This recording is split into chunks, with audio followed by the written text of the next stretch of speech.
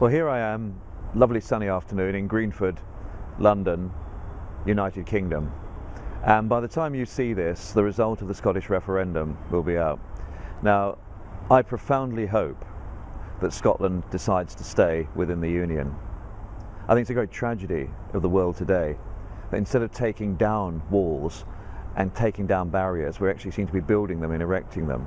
And I actually would prefer to see us more of one world rather than tiny little patchwork nations dotted around all over the place. And it's all very well having the great cause for freedom and say that, you know, we're the heirs of William Wallace, but I think it's a bit more to that. I think we really are stronger together. I spent a couple of days up in Glasgow, and I have to say, for all that you're being told by Alex Salmond and the Yes campaign, that this is an honourable, decent, civilised way of people discussing these matters in a sort of analytical way in the corners and good manners, that's not the case. That's not what I saw. I saw some really nasty things.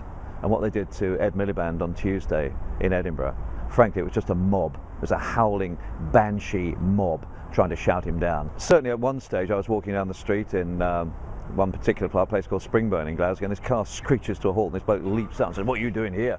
And it was that kind of attitude, it's that atmosphere. But look, really and truly, we are better together, and the consequences for Scotland going on their own are just incalculable. To try to unpick 300 years of history is going to be intensely, intensely difficult.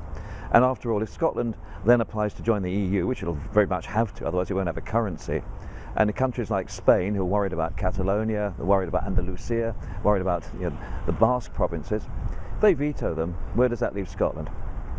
Actually, I've got a lot of Scottish friends, and I like the Scots. The Scots are decent, good people, and by and large they tend not to be conservative. They're good people who believe in the principles of social democracy and community, and they are a communitarian people. And I think it's a great shame that working people of Scotland could be separated from the working people of England, Wales and Northern Ireland, because we have a lot in common and we can achieve so much more together.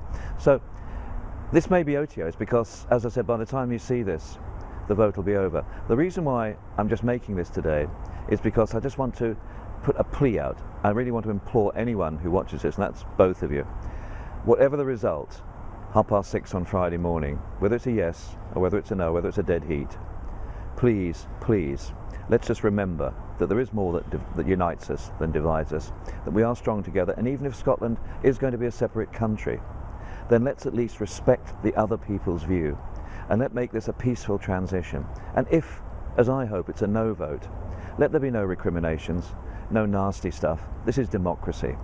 At the end of the day, the Scots and the English and the Welsh and the Northern Irish, we're brothers and sisters under the skin. Let's remember that. And let's try to work together. And let's not concentrate on the divisions. But let's just see, if we're separate countries, so be it, if that's the democratic voice. But please, please, let's stay at least friends, even if we're no longer of the same nation.